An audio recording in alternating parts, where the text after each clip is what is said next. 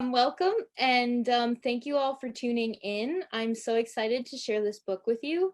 And tonight we had a last minute cancellation, so I'm here with my mom, Teresa Ligori, and she's gonna do some questions back and forth with me. And if anybody has questions they would like to ask, you could start posting them in the comments, and I think we'll be able to see them. And we're also going to be doing a giveaway. So let me get that link so people could start entering that now. That's going in the chat, right? I think so. I'm trying to see where I post this. Give me 1 second.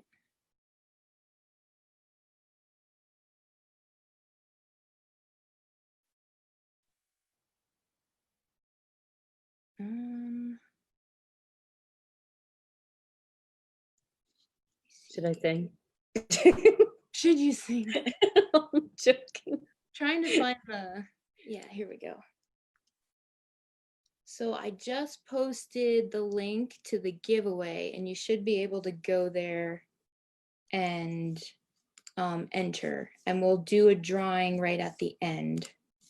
But if there's any problems with that, just let us know in the comments and we'll try and fix it. Okay. Okay. You ready for me? Yeah. Do you want to start? Sure. Okay. So since I don't know, I'm not supposed to know anything about you. I am like definitely got this. I got to shut off my phone too.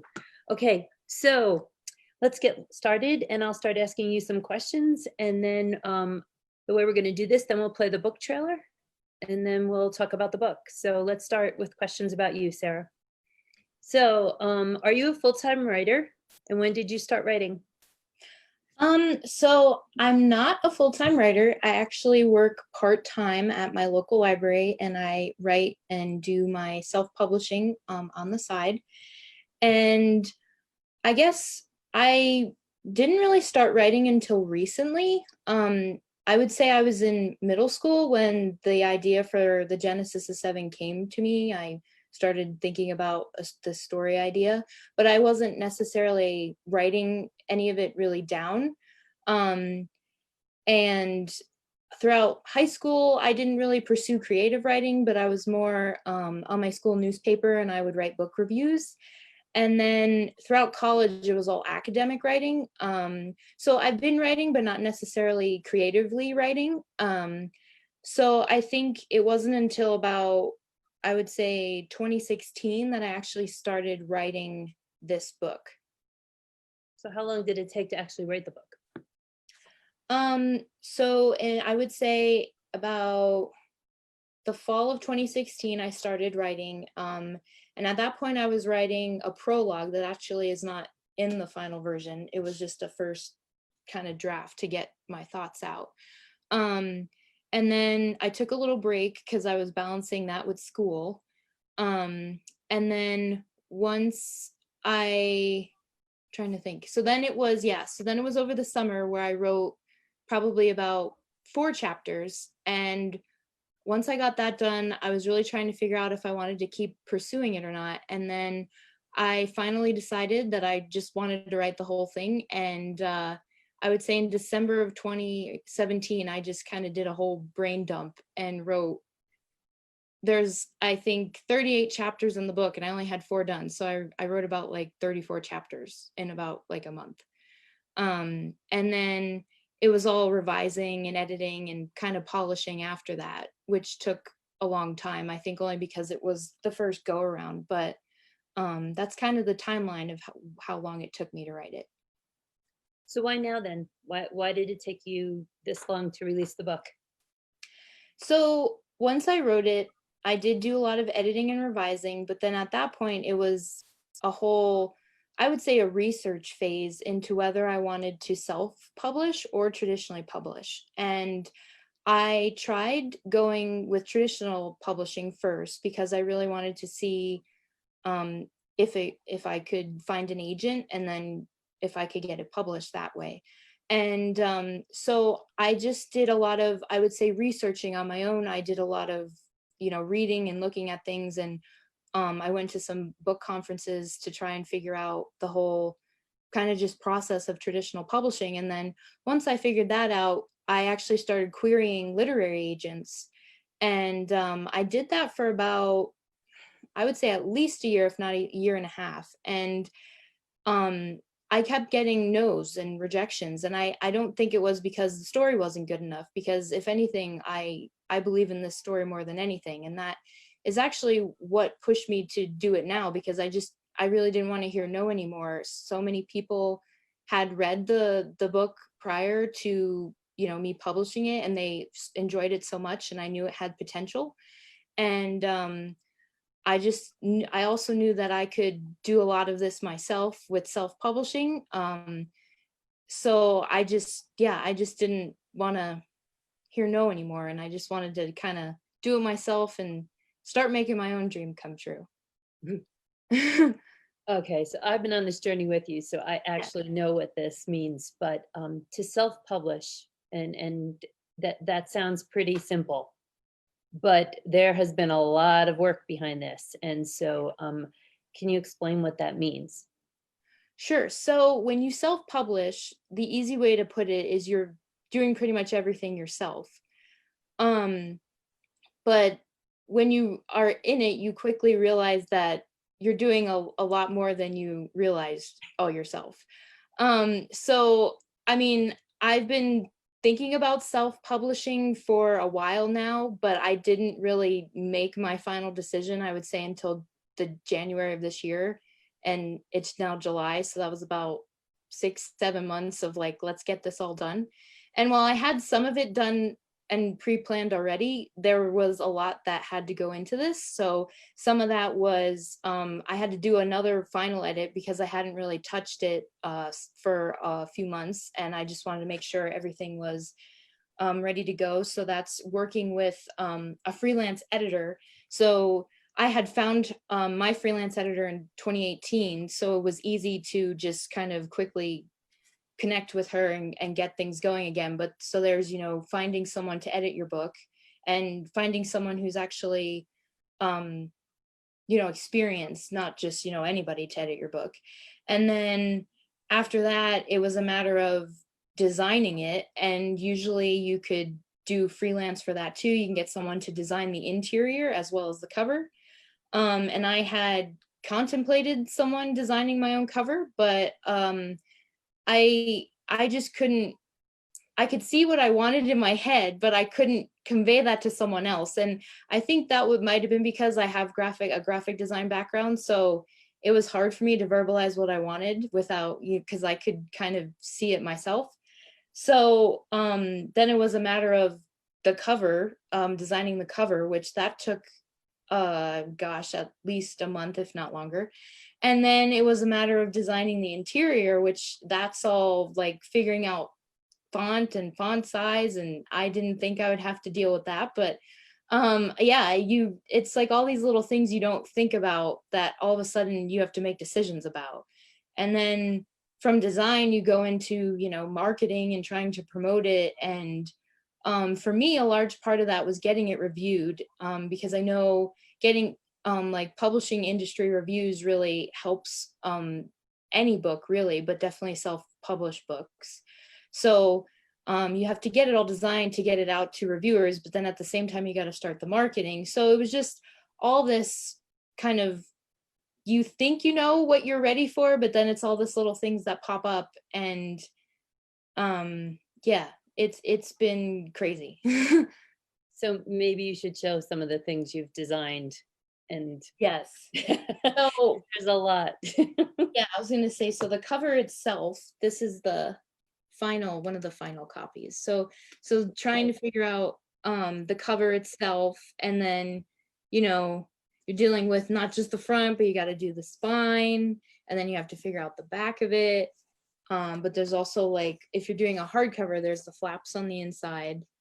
And then me, I wanted something Complicated a little bit. special under the dust jacket. So I then had to figure out kind of what to make it look like underneath. So usually this is just maybe a solid color, but I made it all pretty, as I would say.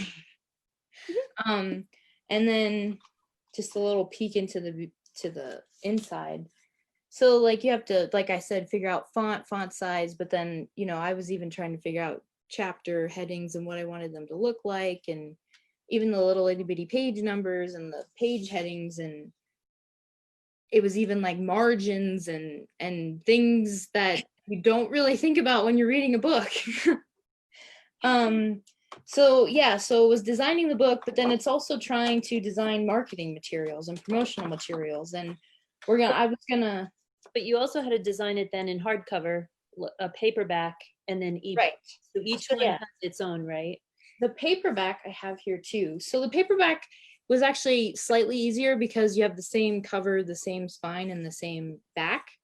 And then you don't have to do any of that, you know, special stuff on like there's nothing else. And then the interior is pretty much the same too. So that one was slightly easier because once you have one done, it's easy to just do the next format. But the ebook itself, that was a whole nother kind of saga. Because I realized that there's several different ways you could actually, or devices you could read an ebook on, and all of those take different like file formats. And so trying to design one ebook for different like devices was insane, and trying to figure out how to do that was also brand new for me. So I just I actually found an easy program. It was called Vellum, and you could just pretty much upload a Word document, and it takes it and makes it all into the formatted ebook, and then it converts it into all different file formats that you need, and then you're able to use those to upload. But just that in itself, trying to figure all that out was also really challenging, and a whole nother component that I didn't really think about. So I think your editor is on with us. She's live with us. So I think you should give a shout out to her. She did an Yes. excellent job. And she's Coyote. also in England. Yes, she is in England, and she's the best. So we're going to jump to the book. So do you want to launch the trailer first and then we'll yeah. talk more about the book? Yep. Let me get this going. Okay. You're a song and dance again until you get something. Let me hit share screen. And then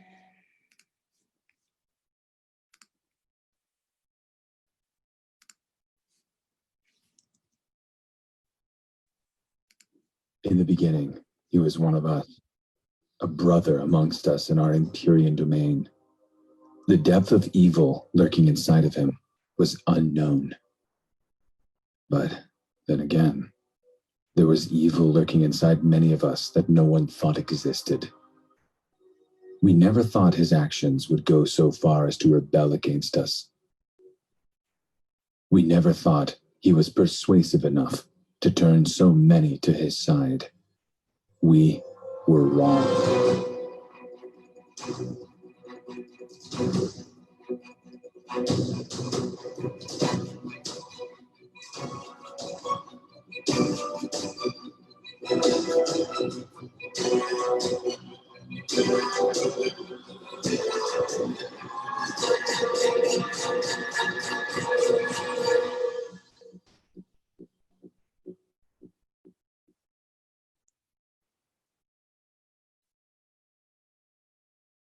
Okay. That was in the share. a little off, Sarah. It didn't play as well as I had hoped. Oh, really? My screen. I don't know about everybody else, but Oh, anyway. But they could watch it on YouTube and it's on your website. yeah, it's on YouTube. It's on my website. And yeah. And it I gives can a also, little glimpse of what's going on, huh? yeah. And I think I did post it on I think Facebook and Instagram too, but yeah. Good. So yeah, let's talk about the book. Where did the idea come from? So essentially, way back when I was in middle school, this all kind of started just with a what if question. And that was, what if, angels lived amongst us? And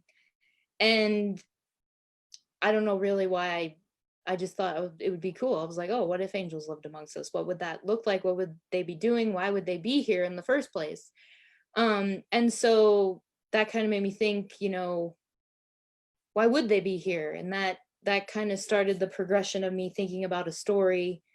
And then not only why would they be here, but then if they're here and they're living amongst us, which means they're kind of integrating into our kind of society, why is that? Are they, and then it was a matter of, are they stuck here? And if they're stuck here, why are they stuck here? Are they waiting for something?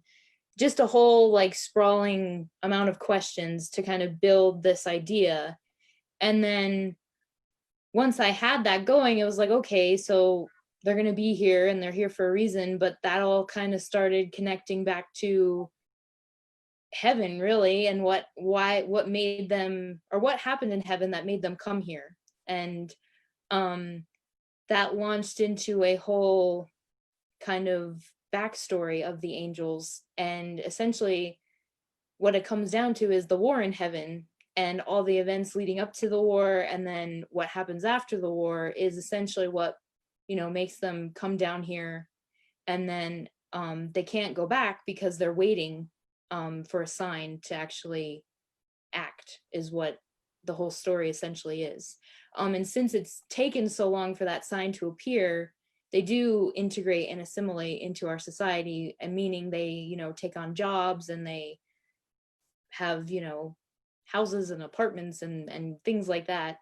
And so that's essentially where this all originated from, was just a simple what if question that then snowballed into all these other questions.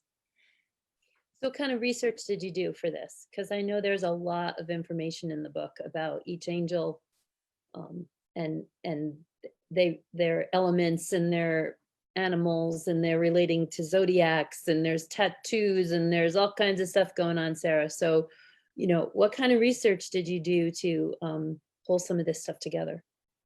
Yeah, so I would say for this particular series and book, it was a very long and extensive research phase. I don't know if that would necessarily be the case again in the future, but and I think it only took so long because I was really trying to figure out what I wanted the story to actually be, but also figure out really more about the angels. So it was a matter of tons and tons of, I would say, books. I actually have one. This is probably my favorite book that I've used. It's a Dictionary of Angels, including the fallen angels. When did you get that? You had to be little when you got that. I That's remember. the thing. I was like, I think you might have gotten this for me, because I was like, I started trouble, didn't I? yeah. So that's just one example, but it was just that one I like because it's a Dictionary of Angels, and that just starts getting you into who they are and what they might do and things like that. And then it was just really reading a lot, I would say, and researching into that. But then all the other elements that come in, like astrology and things like that, looking into that. And then I would say, though, a lot of the angel books that I did kind of read and use helped me kind of start making up a structure and an idea of what I wanted, their kind of world to be. And when I say that, it's really what heaven would be, maybe essentially how they see and how that all works. But then also how all the things they're associated with plays out down on earth as well. Right. So that was the beginning of it. And then I would say, and that probably lasted throughout probably middle school and high school. And high school definitely was like the culminating, because I actually I was actually my first self-published book. I made almost like a picture book. I have it over there. I didn't take it out, but and that was just like a culmination of everything I pretty much had researched and learned, and I used it as my oh, you have it. Yeah, I used it as my senior project to graduate high school. But so then it kind of culminated into this Archangels, Guardians of Heaven, and it was just all different kind of facts on angels that I had made up. well, not really made up, but made into my own kind of characters and story. And then from there, when I went into college, all the things that I was studying definitely influenced the research. I was studying religion, art history, and English all at the same time. And I quickly realized how all of that is intertwined and linked, because, you know, stories that you're reading in, whether in literature, are then depicted in art, but they also have religious themes. So it all kind of intertwined. And I would say that's pretty much how the all the research went about. So it's got an interesting title, for sure. The Genesis of Seven. And then the book is called the Imperium Trilogy. So can you, that's pretty heavy stuff, Sarah. What does that mean? So I will admit right now, I am not a master of titles. I may seem like I am, but I am not. I went through Oh, a lot. a lot. I would say 2 official ones that I kind of thought might work. I think one was Forever Fallen, and that was just inspired by a Paradise Lost quote. But I was like, yeah, no, that's not it. And then the second one was Call of the Angels, and that was decent because a big thing in this is, you know, Gabriel, he calls all the angels that are on earth to come because it's finally time to act and their sign is here and they're ready to go. And I thought that might be it, but I don't know, it just didn't feel right. It's always that gut feeling for me, and it just didn't feel right. So the Genesis of Seven came about just very randomly. I was literally sitting at this desk one day trying to think of a new title, and I glance over and I actually see, so I have a set of books. They're these books. I have all these props here. They're books. And what this is are it's the St. John's Bible, which is like a really illuminated designed Bible, and I learned about this in one of my art history classes, and I was so fascinated by it that I got this set of books. And when I looked over and saw them, there's a book for each book in the Bible. So, you know, Genesis and Revelation and Exodus and all of them. And when I saw that, I thought, oh, why can't we use books in the Bible, the title from the book in the Bible? And then I was like, okay, well, what are we going to pick? And then I settled on Genesis because this book is such a beginning for the series, but also for the angels, because there's a lot of origin story for them. And in a way, it's also the creation story is in Genesis in the Bible. And kind of a part of that is a little involved in this. So I was like, okay, let's use Genesis. But then I was like, okay, what are we going to do after that? And I really thought, you know, it's a Genesis of the angels for me. And I was like, but you can't call it that. It didn't sound right. But for me, there are 7 main angels in this book, in the Genesis of 7. And those 7 angels are the ones located on Earth. And that's how I came up with the Genesis of 7, because it mainly features the 7 of them. And the Imperium Trilogy. I would say the Imperium Trilogy, that was a little bit easier. This is all inspired. Well, it's all inspired by artwork. It really is. That's what this is. So the Imperium Trilogy is inspired by this piece of artwork by Gustave Doré, if anybody's interested. And he depicts, so Dante wrote the Divine Comedy, which was hell, purgatory, and heaven. And when he describes heaven, Dante, he refers to it as the Empyrean. And what's so cool is when Gustave Doré actually depicts the Empyrean, it's just this massive, like, horde of angels that, like, there's nothing else. I printed out a picture. It's not the greatest, but this is all angels, like. And when I saw that, I just was like, oh yeah, like, I knew that's what it was going to be, because the whole series is about angels, and I just immediately, that picture comes to mind every time I think about Empyrean. So that's where that comes from. Okay, so you've said angels how many times? So Yep. I think we need to talk about the angels. Yep. Okay. So not everybody on this call has, or on this live event, has read the book.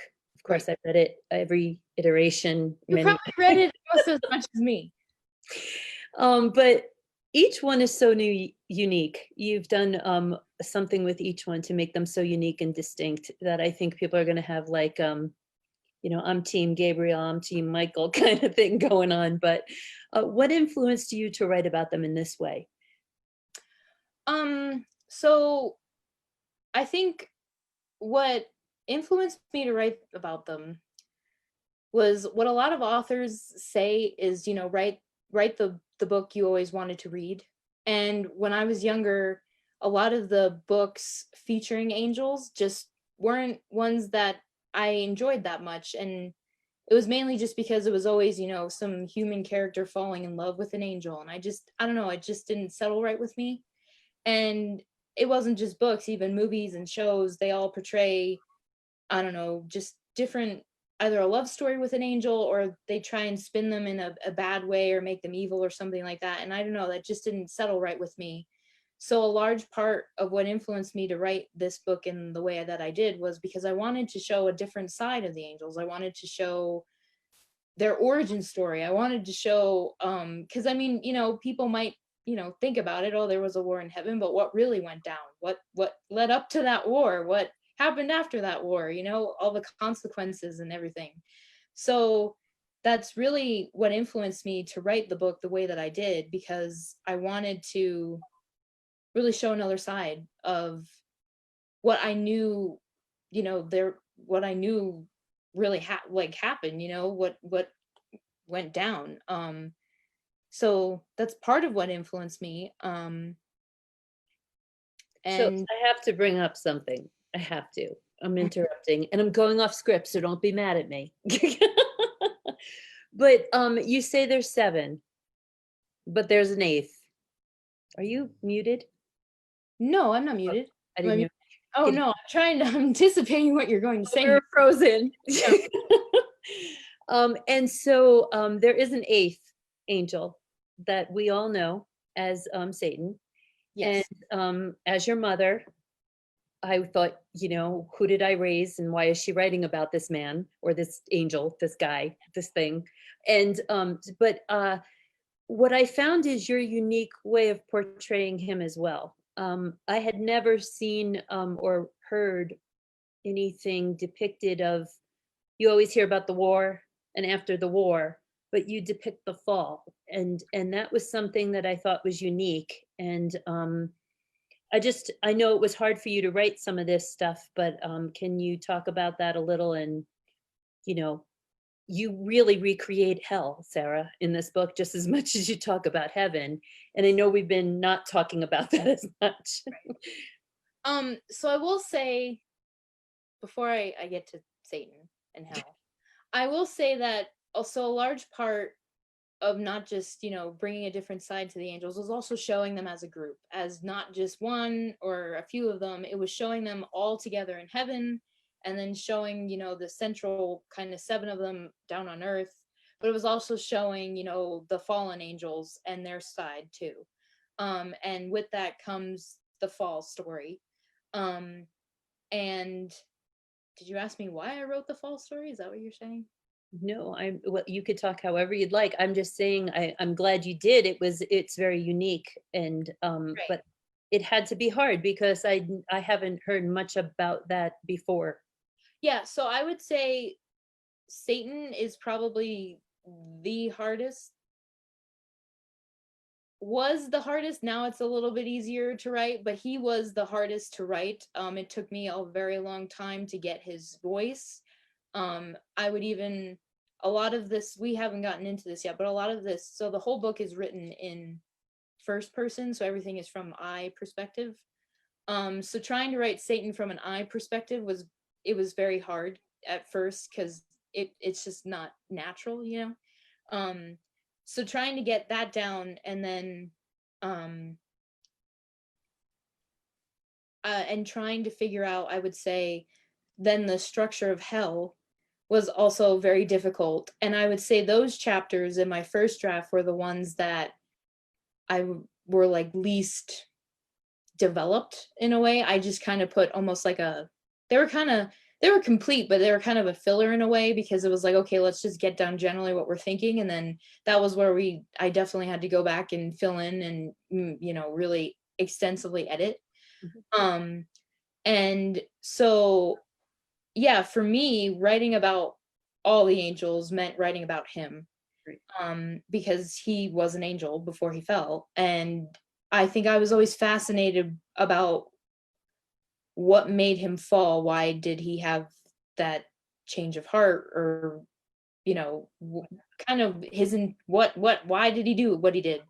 Um, and then once, that happens, it was this whole like, okay, so he fell, but now why does he do what he does? So, um, that is a lot that goes into this. Yeah. You don't have to give away too much more. I just wanted to, because I know that was a big part Yeah. of it for you. And getting back to what you alluded to a moment ago, as people read this book, I think I have never, I think I've read, I told you this, maybe one book, maybe two, that shift the characters per chapter.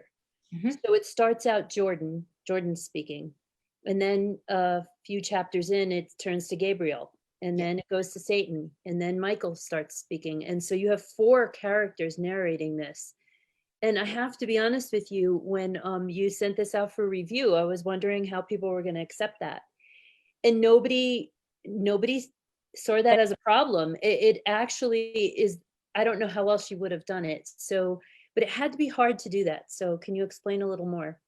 Oh yeah. So not only, so there's four different voices, but each of them are written from that I point of view. So it's a constant shifting of really who you're writing from, whose perspective you're writing from.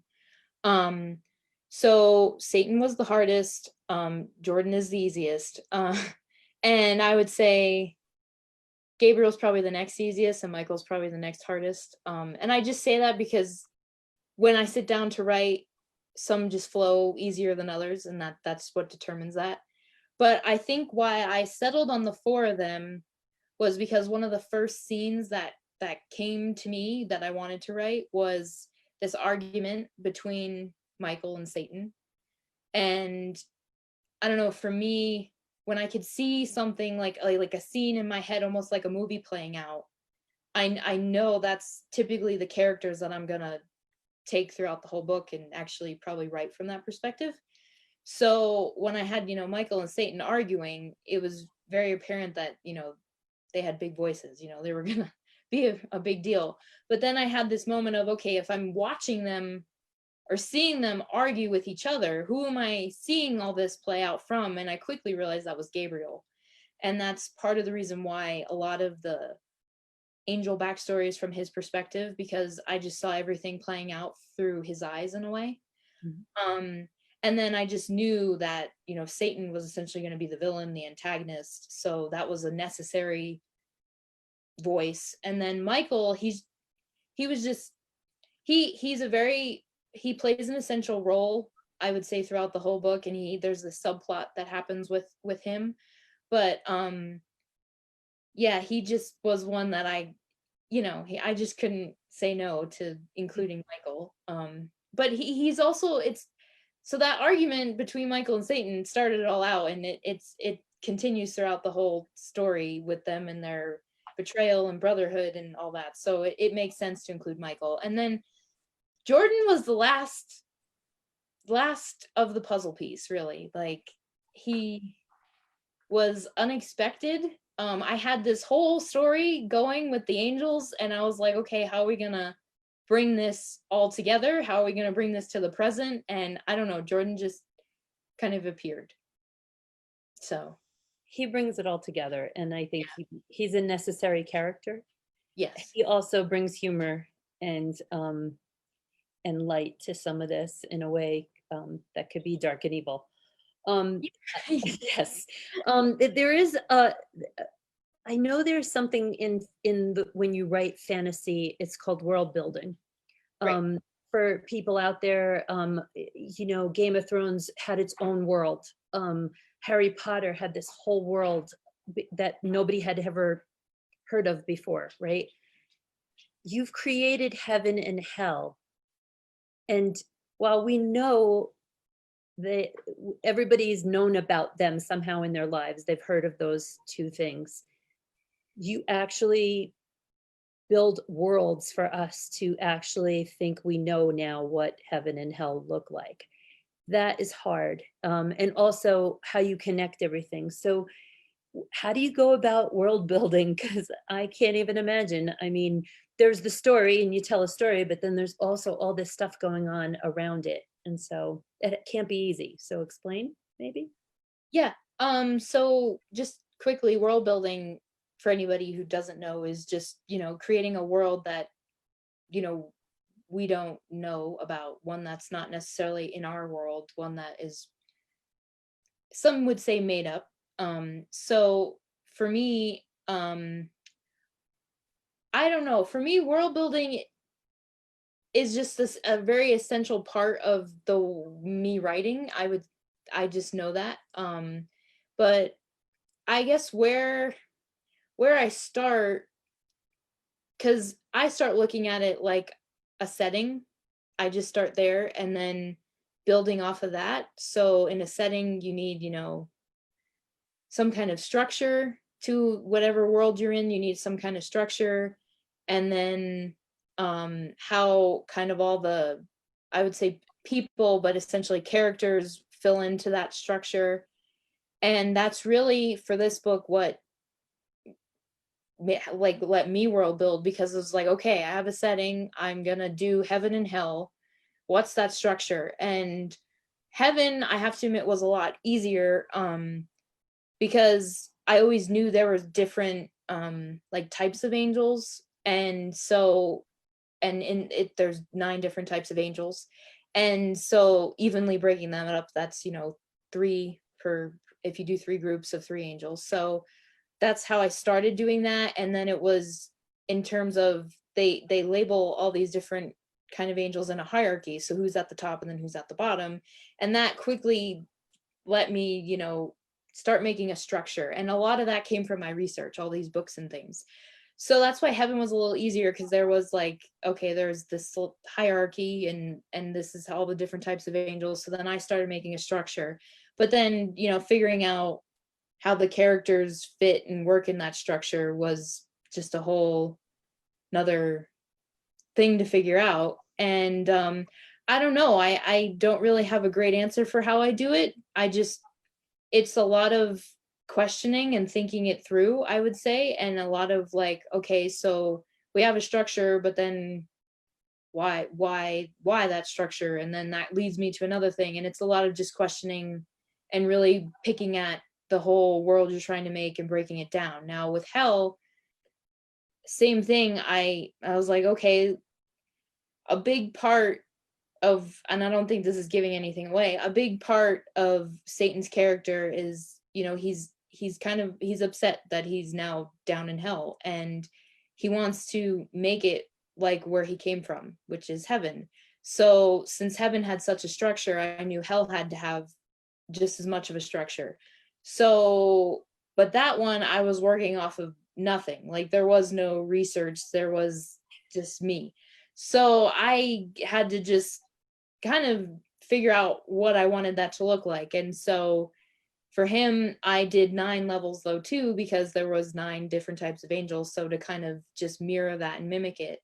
And then a lot of his structure though is based off of like, the deadly sins, because that's the evil part of, Satan and hell. And then from there I was like, okay, and then you fit the characters in and how do they fit in? So then it was the same kind of process on the hell side, but I would say that was a little more tricky. And that's one of those areas where I think my first draft, it was like, okay, yeah, there's 9 levels of hell and they're named after the deadly sins. And that was about it. There was like no more detail. It wasn't any kind of like who does what or anything, because I was like, I really don't want to be thinking about this. Because it was hard. So but yeah, and then it was when I first started getting some feedback and critiques, it was everybody kept picking and poking, and it's like, okay, yeah, but what else about hell, and what else about these, how it works and everything. And from all those comments, I would say I really started, picking at it and making it so detailed. But it didn't start out that way. No.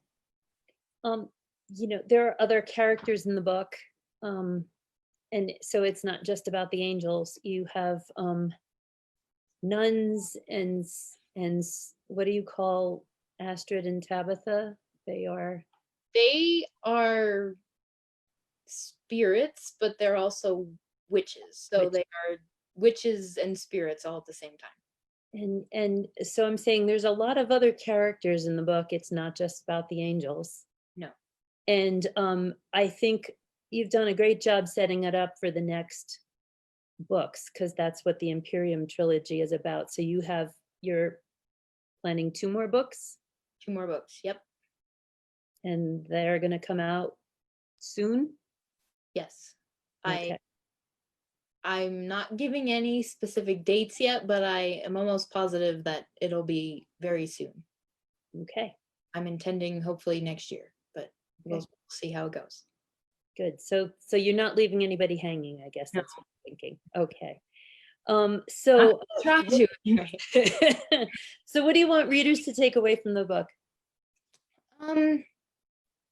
Well, I mean, first off, I just want, people to enjoy it, have fun, get some entertainment out of it. But I would say second off, definitely seeing a different side of the angels, seeing a different perspective, trying to be open-minded about that, and just seeing a different world and yeah, really just seeing something different that's never been portrayed before about the angels. And then I would say the last kind of thing that I would like people to take away, and this will be for some people who really want to get really kind of, I don't want to say nitpicky, but really want to start picking at things and really trying to see it, is there's a lot of symbolism in the book. And I would say some of it's even hidden symbolism. And if people are interested in that, you could start kind of picking away at that and trying to find it. And yeah, all those things. So do you have questions in the chat? That's the thing. 'Cause I can't see that. I was gonna say, I think they're all on Facebook. So now I gotta find how I get I'm them. just asking if there's any questions because I haven't been able to. Let's see. Can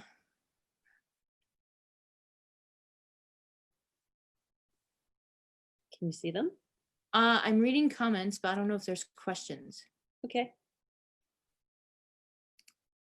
Hold on.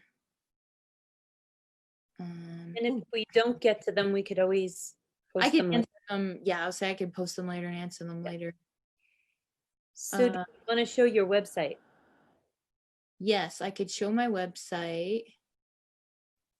Yeah, it doesn't seem like there's questions, but we could always double check.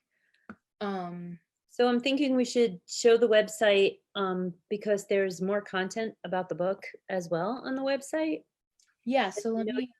You did a lot besides world building. I think you did a lot with you have a glossary and a pronunciation guide because mom couldn't figure out how to pronounce some of the names. And I also needed some understanding of some things because I'm like, what does that mean? What is that? So I think I was probably your best beta reader because I asked 100 questions, and so did Dad and Anthony. We were like driving you crazy. And then I also know that you have a blog on there. Yeah, so I'll share my screen again. Good. Share. And then I'll bring this up. So this is my website. This is my homepage. And yeah, this will pop up on the homepage. So if you want to join the mailing list, please do. I'll probably be sending something out probably just once a month, and that'll just be updates and if I'm doing any giveaways or events. And maybe in the future, if there's a advanced reader copies or anything like that, that'll be sent out in the newsletter or the mailing list. But this is the homepage. These are all my kind of social media platforms, so you can find me here. And pretty much everything's the same on pretty much each of them. So if you're on one, then you'll get everything. But then I could go through each tab pretty quick, but this is just about me. This one coming up if you want to know more about me. The books page is actually great because I just updated it all, and these are all the links where you can actually purchase the book. There's Barnes & Noble, there's Amazon, there's Target, there's Walmart. This is Book Depository for anybody internationally. And then it's available in ebook format on Apple Books and Kobo, and I'm in the process of getting it on Amazon through ebook. That's just taking a little bit longer. So once I know, I'll definitely post something that it's up. And then here's my book trailer again, if you want to watch it, if it didn't, because it didn't play too well, but you can watch it there. And then this is my blog. So I try and blog about twice a month. I've been slacking a little because I'm just trying to get the book published in time. But yeah, so this actually is great because you'll learn more about some of the characters. You'll learn more about some of the setting, the book itself. But I also do fun things like just personal stuff. Me and my brother always go to Comic Cons and conventions and things like that. So I always post about them. Obviously, we haven't had one lately because of all the pandemic, but yeah, so there's some fun, just personal things on here too that I'll post. And then, so this events tab is new. This has all the things. This is all a virtual tour. So this is what I'm planning for the Genesis of 7. This laid out by month. Some of this, there's still details and times to be announced. So just, I would say check back, and I'll also post on social media. And then this is the page where the extras are, which is some of the stuff that you were talking about. So, so this here is just more of the kind of a sneak peek into a little bit of the world building. We have the hierarchy that I was talking about of heaven. This is another part of that hierarchy in heaven. This is some of the kind of, I would say, part of the world building and the structure, but also this is how the angels are associated with the astrology signs, which is a really key part of my book.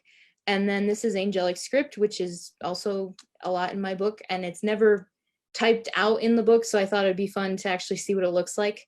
And it actually, that's what's on the hardcover, on that pretty golden cover, that's what's on there.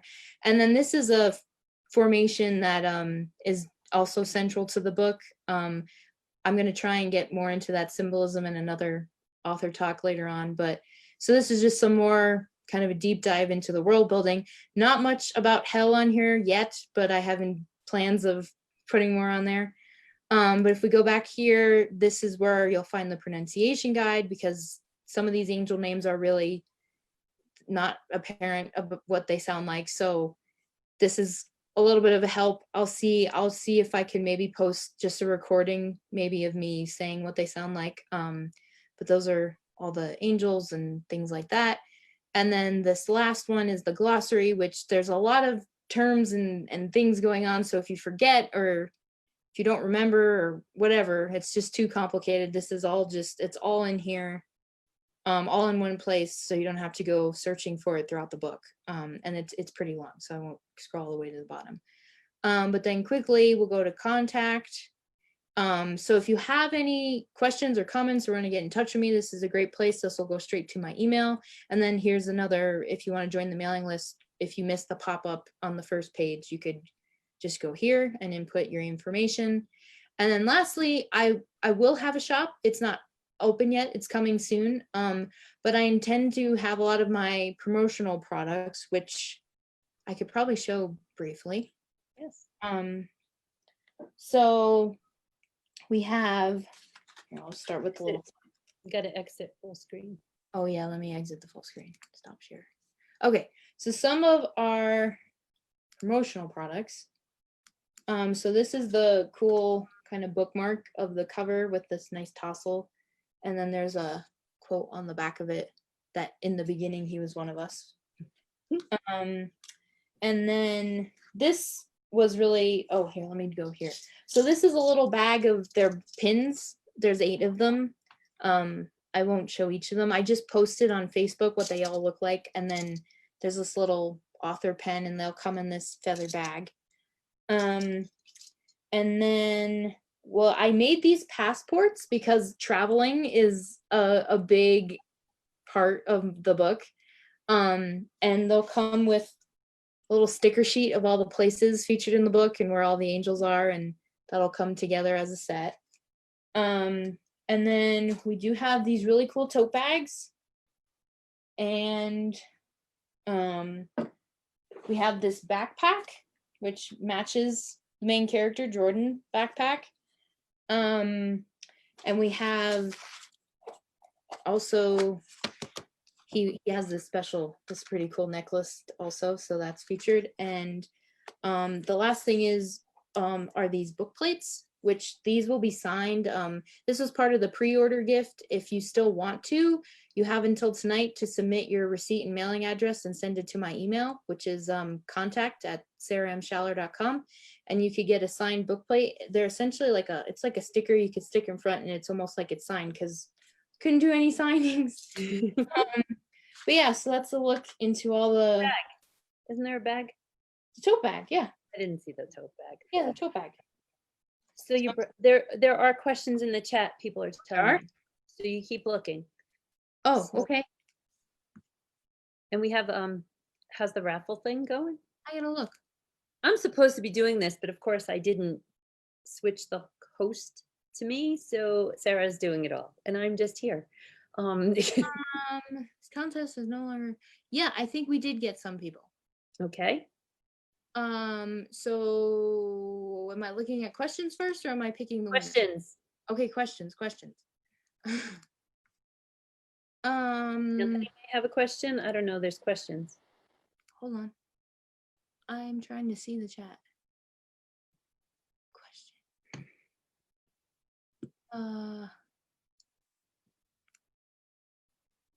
Thing is, there's 68 comments. Hold on. Okay, so I'll talk. You keep looking. All I was going to say is the other thing that Sarah didn't talk about is that Sarah did create her own little publishing company here to publish, self-publish. So she has a pin that says Designs by Seraphin, and that's her publishing company. So she has the rights to everything, which not many people do when they self-publish. So could be a prouder mom right now. So, and thank you all for joining us. This has been great. But I don't know where the comments are. I just know that your brother says there's comments. My brother? Yes, Anthony. Oh. Oh,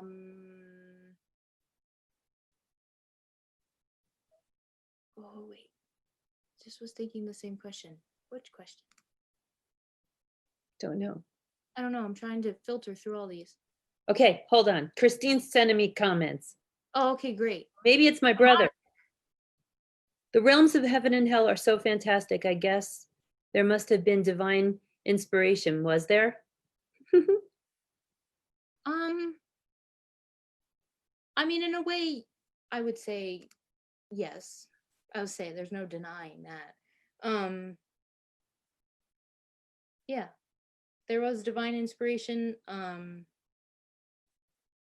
Yeah, I don't know much more to say about that. It seems like you actually saw these places. Did you have a vision? So I wouldn't say a vision. Everything, the only way I can describe it, I'm such a visual person that everything plays out in my head like a movie. That's the only way I could explain it. So while I'm like plotting or making up a story, I just see everything play across that way. So yeah, I know. So the places that they travel to, I have not been to all these places. Some of them, yes. Majority of them, no.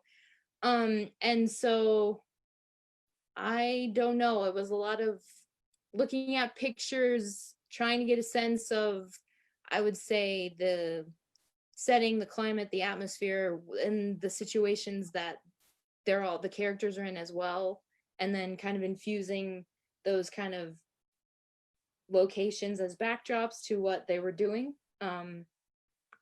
So I will say, and that was from your uncle who knows you really well. And he knows that this came to you at a very young age. So Yeah. I think that's why it's not the normal type of story that a middle schooler would show their mom.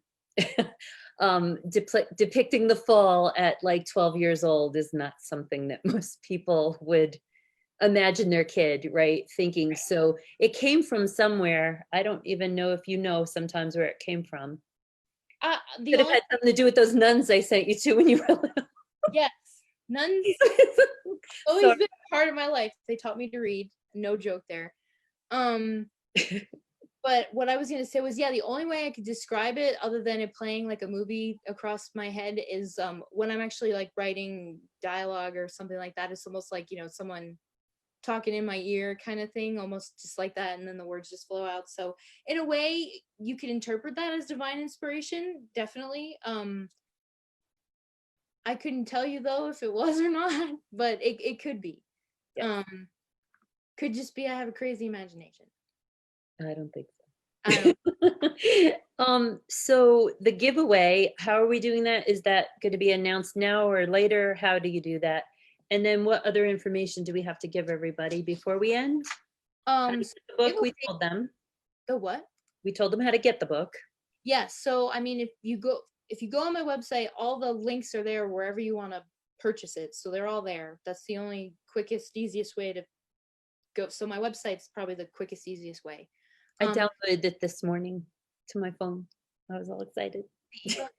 Yeah, I got an ebook. So the giveaway, I could pick a winner now, Okay. and Does then it do it? I have to pick a random winner. Let's see how this. Rafflecopter does it. Oh, okay. Yes, we got a winner. Okay. Can I tell everybody who? the Yeah. winner- So it's Jackie. Jackie Jack- Oakley. Jackie. Oh, good, Jackie. Yeah. So let me see real quick. Yeah, so I have your email. I'll reach out to you through email, and then we'll get the giveaway sent to you. There was a little picture of it, but essentially you get tote bag, you get a signed hardcover, actual signed hardcover, you get the bookmark, you get the cool pins, and then you do even get the passport and stickers. So Thank big you. giveaway, yeah. We're gonna have another live event in August, I believe. Bryony, your editor. Yeah, so I'm planning on doing a live event in August, another one in September, and one in October. Next month I'm hoping to do it with Brownie. We haven't settled on anything yet. Sorry. So yeah, so we'll see. Maybe if not next month, maybe in the future. But yeah, I'm definitely gonna keep doing some live events.